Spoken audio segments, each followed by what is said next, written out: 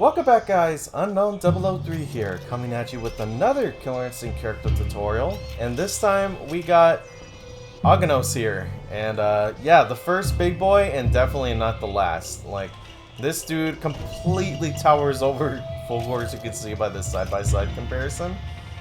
Pretty wild, but yeah.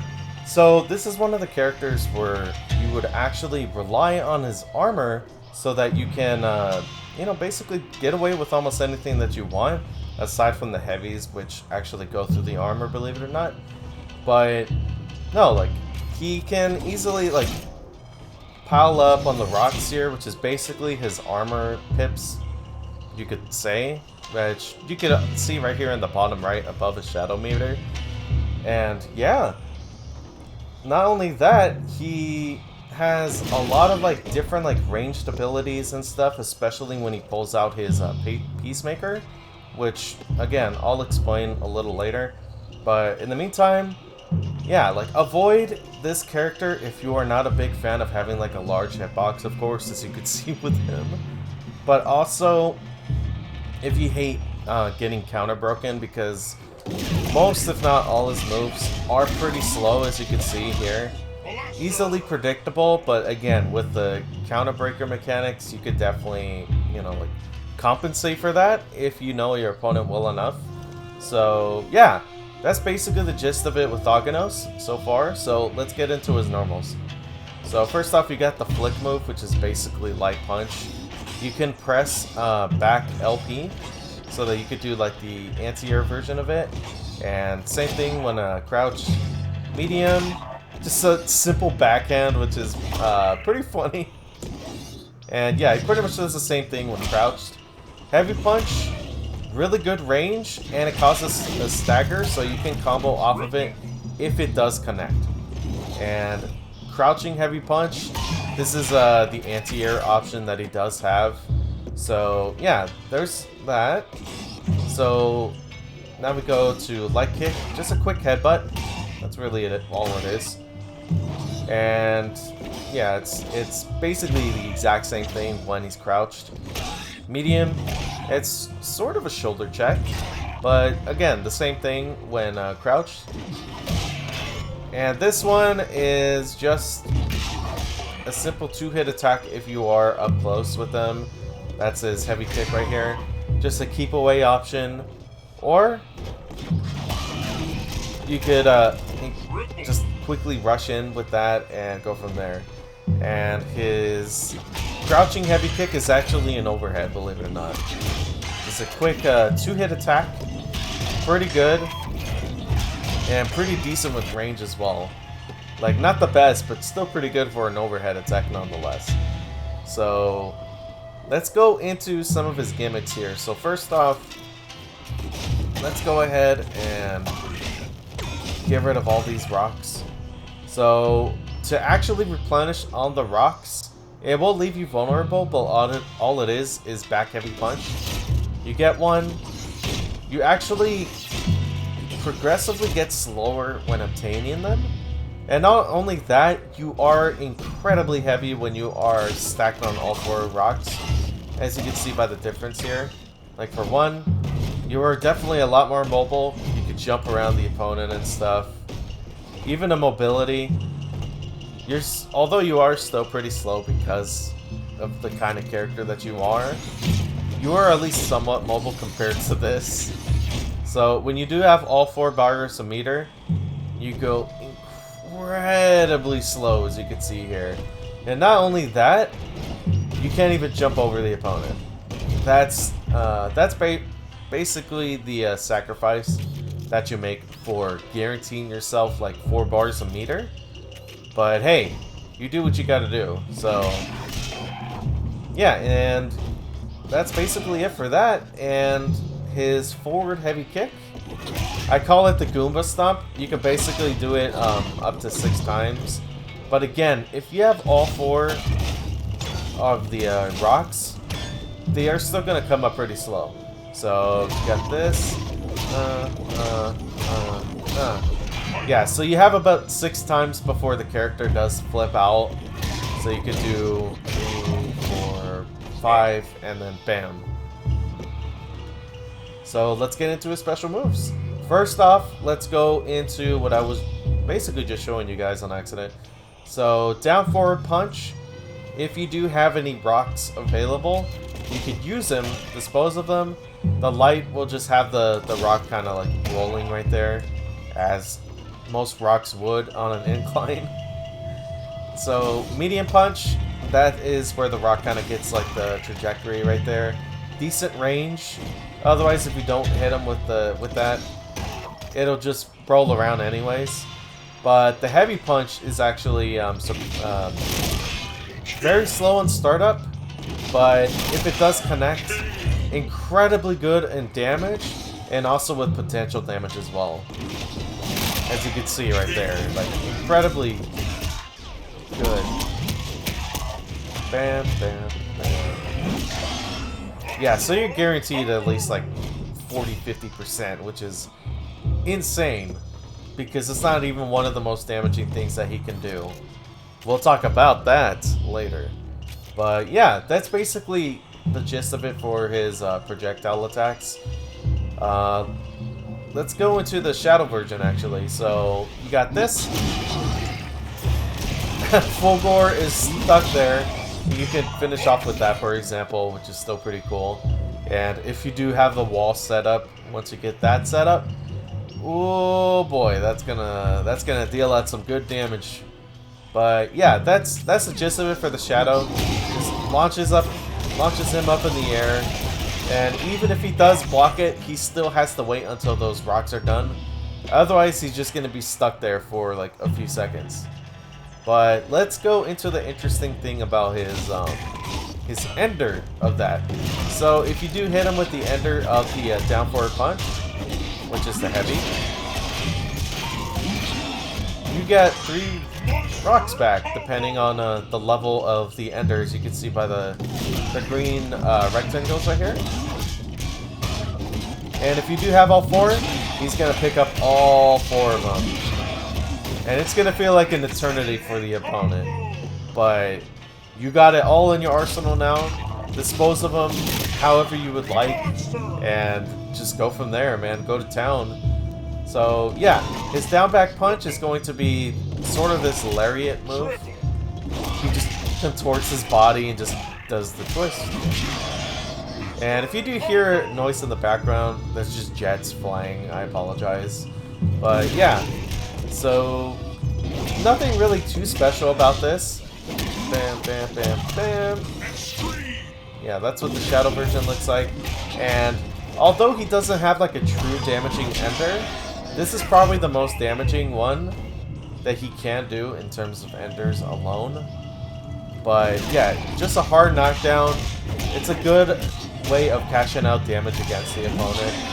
But that's basically all it is to it. So, down forward kick. This is going to be his sonic roll, I guess you could call it. Shadow version. And yeah.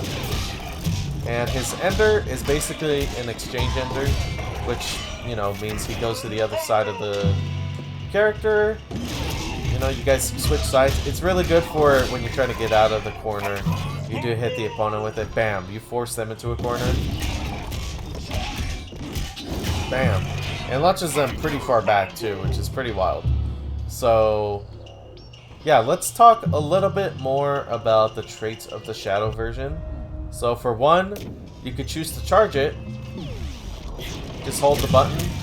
And you go way faster, and the distance goes a lot further. So this is the standard Shadow. It actually does not hit Fulgore. However, if you do charge it, it will hit, and it goes way quicker, as you can see there. So that is one of the 2 interesting traits. The second one,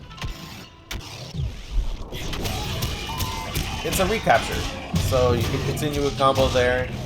And just go to town. Yeah, so it's a really cool, interesting thing to have. If you know that the opponent is like jumping in the air, if you know, predict it, you just pull it out, bam, you get an easy punish, because nobody can block in the air in this game. So there's that for you. But yeah, like his last thing is going to be his down back kick. This right here. It doesn't look incredibly damaging, but again, once you get to the heavy version, it does deal out the most damage as it can. Although it isn't still too much. Because, well, there's a setup to it that I will explain in just a second. But yeah, like, that's basically all it is to it. The Shadow version is no different. It pretty much does like roughly the same amount of damage as the heavy version does. But let's go into his gimmicks with the rocks. Or into more gimmicks of the rocks. So first off, if you press all 3 punches, bam, you get the wall set up. And this is where you could do a couple of things. So first off, let's talk about the detriments to this.